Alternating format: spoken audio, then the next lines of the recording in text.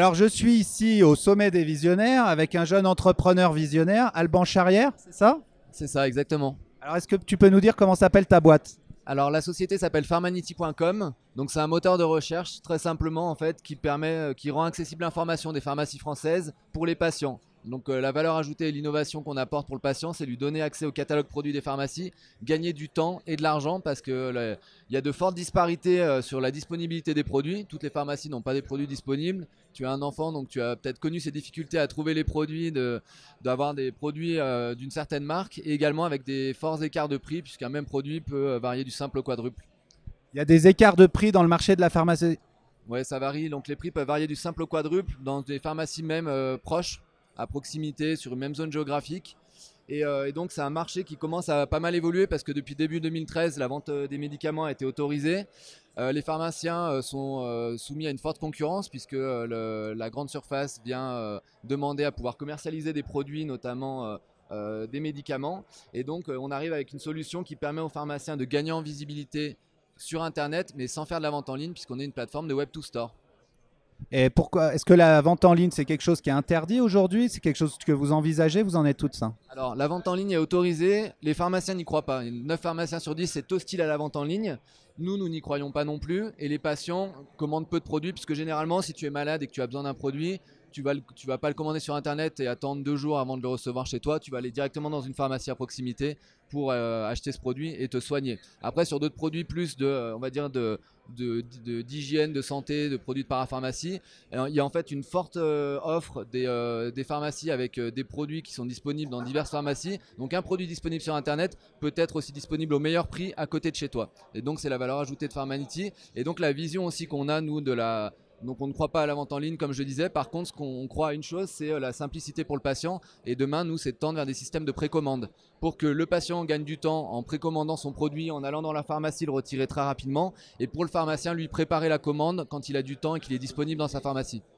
Ok, alors Alban, bon ça c'est pas mal, mais juste rapidement, comment ça devient une idée?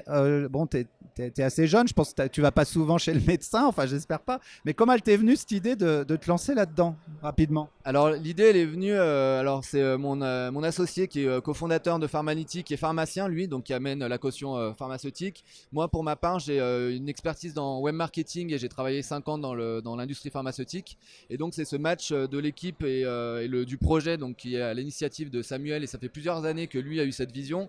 Moi j'avais ce besoin de créer, de participer à une belle aventure, d'être créateur, d'apporter quelque chose pour les patients et pour les pharmaciens, d'avoir une solution innovante et donc c'est venu comme ça, donc on s'est rencontrés, on ne se connaissait pas. Il m'a contacté via LinkedIn. J'ai cru comprendre qu'il y a pas mal de gens qui sont rencontrés sur le salon le festival de l'entrepreneuriat grâce à des solutions comme LinkedIn ou d'autres réseaux sociaux. Et après, donc on s'est rencontrés, on a beaucoup échangé, on s'est beaucoup challengé. Et puis après, on s'est lancé à temps plein sur l'aventure. Alors juste, ça a été créé quand? Alors la société est en cours de création, donc là les statuts sont en cours de dépôt.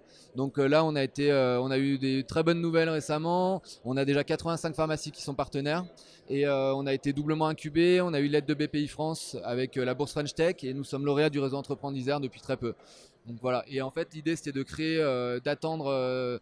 Parce qu'on est sur un modèle freemium en fait, on donne accès à des services pour les pharmaciens gratuitement et sur un modèle après premium où on fait payer des fonctionnalités additionnelles. Et là donc on est en train de déployer les offres payantes. Donc l'idée c'était d'abord de se faire connaître, de valider nos preuves de concept avant de créer la structure et de pouvoir avancer sur le modèle payant. Donc là on va créer dans les prochains jours en gros. Alors là, pour terminer l'interview, je voudrais que tu prennes le micro face caméra et que tu nous dises où t'es l'année prochaine et où t'es dans 10 ans avec Pharmanity. Ok. Donc l'année prochaine, je serai peut-être là à animer un jury avec une société qui aura pris de l'ampleur et qui sera très importante. Et dans 10 ans avec Pharmanity, alors j'espère que Pharmanity dans 10 ans ce sera un acteur incontournable de la pharmacie en France, mais également un acteur incontournable de la pharmacie dans les pays dans lesquels il y a une densité de pharmacie aussi importante que la France, puisque tout le sens de Pharmanity c'est d'être présent sur les marchés ou les pays où il y a une forte densité de pharmacie. Eh ben, merci Alban, donne rendez-vous l'année prochaine pour le troisième sommet des visionnaires.